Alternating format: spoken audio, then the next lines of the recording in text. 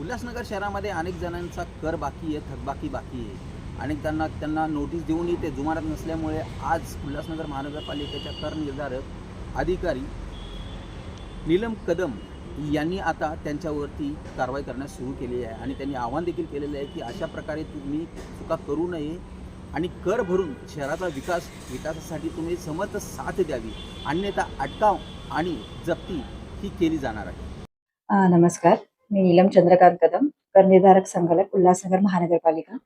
माननीय आयुक्त श्रीमती मनीषा आवाळे मॅडम यांच्या मार्गदर्शनाखाली मालमत्ता कर वसुलीच्या अनुषंगाने आज मालमत्ता कर विभागामार्फत विविध ठिकाणी जे मोठे मोठे थकबाकीदार ज्यांना वारंवार आपण वॉरंट बजावणी केलेली आहे, परंतु तरी देखील त्यांनी कुठलाही सिरियसनेस न दाखवता त्यांच्या थकीत मालमत्ता कराची भरणा केलेली नाहीये.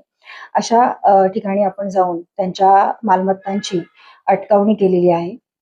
त्या कारवाईच्या अनुषंगाने काही मालमत्ता धारकांनी एक पोस्ट डेटेड आपल्याला चेक देखील दिलेले आहेत आणि अशा वेळेस आपण पण थोडेसे लिनन राहतोय.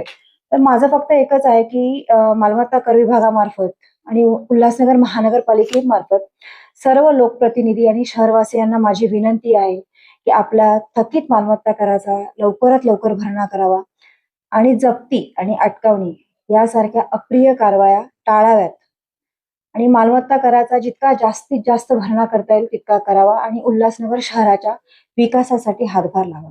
धन्यवाद.